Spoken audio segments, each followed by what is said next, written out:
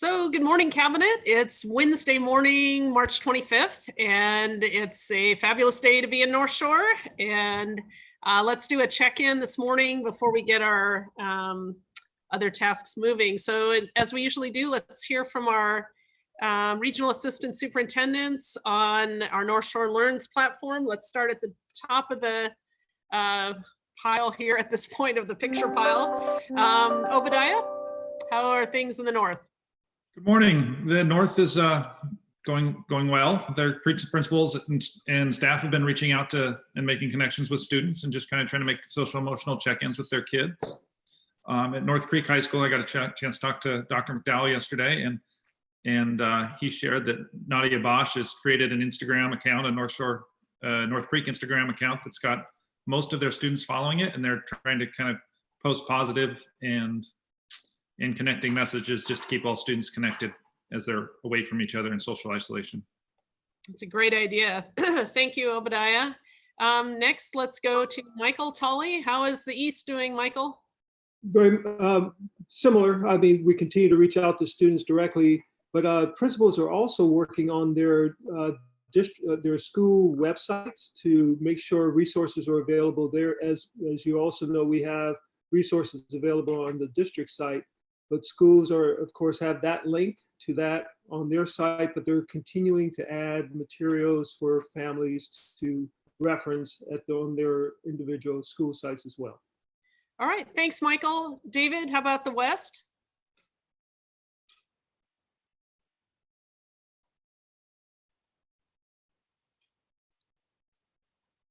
David, you're muted. Well, let's try this again. Is that a little better? I think so. I've been talking with principals and especially I've heard from a number of staff members who've just been really delighted to be connecting with kids. The conversations that they've had have really filled their bucket, as they like to say. So it's been really nice to hear from them, and for them to be reconnected with their kids has just meant an awful lot. Yeah, thanks, David. We are a people business, right? So Heather, what about the South? So a couple of good news stories to share in the South. Was talking with Principal Rodriguez yesterday from Northshore Middle School and their family advocate, and a couple other community partners had gathered lots of different books for different ages from the community and went to a couple of our local housing areas and delivered books to kids, and kids could come and pick out their books of choice. It's kind of like a bookmobile, so a library on wheels, and that was very positive for our families in the Northshore Middle School community. And then I also was speaking to Principal Desatel at Inglemoor High School this morning, and they have a little jot form that they have sent out to their parents, just asking for if they're concerned about their small businesses or how the Inglemoor staff and community can help. And they've been getting some responses from that. And it could be like ordering takeout food or utilizing the services that the parents have, buying gift cards, just an idea to help their Inglemoor families that are in small businesses stay afloat during this time. That sounds great, Heather. It's nice to see people stepping up all over to pitch in. So that's fabulous. Thank you. Tracy Patterson, how about food services? We have an update. Yeah, good morning. This morning we have online meal orders totaling 2,960, which is up from, it just continues to grow.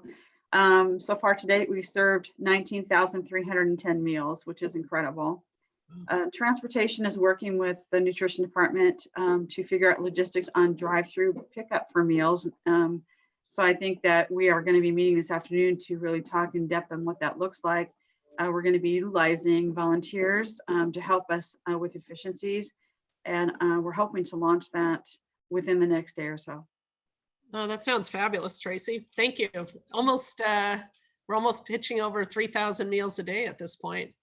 So. Yes. Yeah. Joe, how about transportation and operations? As Tracy mentioned, we're working with her team to make sure that we're delivering meals effectively and keeping everybody safe, both our own staff as well as the community members that we're serving. Operations, we're continuing to keep the buildings where we have sites open for food preparation or for daycare clean and healthy. again, we had to work a little bit with some of our members on the governor's order for stay home and what that meant for our staff yesterday, but we're working through those issues with them. So Joe, I know I was on a regional superintendent call this morning, and one of the questions people were discussing is, should we be providing our staff a letter or any kind of document that if they were driving to work, they could show if somebody were to stop them? And I guess I hadn't really thought about that. Do you have any thoughts on that, or? Yeah, we did have one of our employees asked about getting a FEMA card, which I don't think we've had any sort of indication that FEMA is issuing essential worker cards. And since the order also allows everyone to go out and do essential functions, there will be people out. I haven't heard of people being stopped. I think we've recommended for our employees to keep their employee badges with them, so that if they do get stopped, they can indicate, I work at the school district, I'm involved in custodial duties, cleaning for the food service areas, et cetera, so that they have sort of an explanation of why they're out. Okay, I think that's good advice. And maybe we should, you probably already have sent out some kind of guidance on that. So anyhow, thanks, Joe. Obadiah, where are we on student support sites and childcare? Well, with our partnership with Evergreen and the Everett Clinic, we've added 19 more students that are considered part of the essential workforce. We're up to about 15 to 20 students per site being served. And people interested in seeing, or people that need to request services, the communications department has helped Kathy develop a landing page on our website for childcare for the COVID closure. So people can go there and submit if they need childcare or just want to see what childcare services look like. Okay. So the 19 new children in childcare likely are first responders or healthcare workers? Yes, predominantly healthcare workers. They're all from the essential, kind of that essential, but most of them are coming from the Everett Clinic or Evergreen Health. All right, thanks, Obadiah. Student socialization supports, Chris? I don't have anything new to add, but I know folks are watching this, so there's some ideas out there that it's not on the website yet. Please give me, I can vet those and see if they work for the website. But other than that, Michelle, that's about it. Yeah, I think that sounds great. I think that just teachers connecting with students in some way this week has really helped. So I appreciate you staying on that, Chris. It's really important. So thank you. Lisa, communications? Okay. We are continuing with any messaging that needs to go out, fielding a few media calls and other calls from organizations interested in the work that we're doing. We have a senior call with you at 2:00, and that messaging is going out to families again, if it hasn't already. And then we are putting the volunteer submission form, anyone who's interested in volunteering, on our COVID-19 webpage, so that anyone who wants to volunteer, both here in the district when the time comes, if we need it, or out in the community, we will have that information available. So Lisa, I want to clarify that it's not a senior call, like for senior citizens. That is true. Asked me that last night. Simply because I am in the over 60 group does not mean it's a senior call. It's a call for students who are seniors. Right, high school seniors. All right, thanks. I know the kids. I just want to be really clear about that. Alan, technology? Sure. And in addition to the continuing the training and some things we talked about yesterday, I heard from some staff that one of the unintended sort of positives of working from home is, and this only applies to people who don't have school-age kids in their house also, is they've had a chance to do some more uninterrupted, longer attention span kind of work, like updating some documentation, doing some trainings and things that even in the office, there's so many distractions, they never get to it. Now, those who have got also our Northshore parents, as well as being staff members, are saying keeping their kids occupied is difficult as keeping their coworkers occupied. I'll just put it that way. Yeah, thank you, Alan. Yep. So Mike Bailey, business continuity? Yeah, again, we're continuing all the essential functions. Both the business office and human resources are working with their staffs on a day-to-day basis, and talking about staying connected, they're working on making sure all the staff continue to feel connected as well. So important, so important. Doug, is there a report from HR?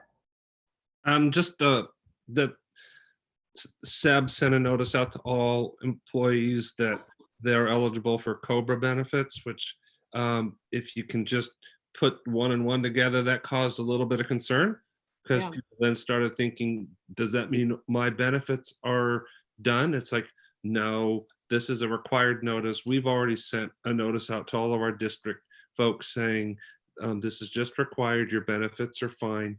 And that's been done this morning. Yeah, I received emails as well, and I appreciate Doug, you and Dugan responding right away. It's I'm gonna give props where props are due, and that's to Lisa McLean and her benefits team. They're on top of it. well, it's fabulous. It takes a team. So Dugan, I know you had a couple updates for us this morning. Yeah, I was on a Kinko athletic conference call this morning and was surprised to learn that a rumor out of Northshore schools that we had canceled all spring athletics for the rest of the year. And so I just wanted to make sure that everyone knew that that is not true. We are continuing to monitor and we'll be taking guidance from the governor and WIAA before we make any decisions. Yes. Wow. I'm always surprised by the things we're sometimes, well, I shouldn't say always, but at times surprised by what's attributed to us. So thanks for that clarification, Dugan. Much appreciated. So any other, Tracy Malloy, professional development, that was my last piece. I know we're thinking about making sure, again, that tomorrow and Friday are opportunities for staff, but maybe you could, do you have an update on that? I do. So we offered, the Northshore Learns team actually offered a Google Classroom 101, Zoom 101, Google Sites 101, and then a few 102 versions of those courses to all of our educators. And we had over 60 participants in each of the 4 opportunities that were available yesterday. We have continued to schedule professional development related to technology, online technology, for today, for Thursday and Friday, and anticipate having similar attendance because the topics are different. And then we will continue to add professional development opportunities, not just for instructionally based staff, but for additional individuals as well. Thank you, Tracy. Anything else for the good of the order? All right, well, let's have a fabulous North Shore day. Stay home, stay safe, and stay healthy, and we'll see you tomorrow morning at 10.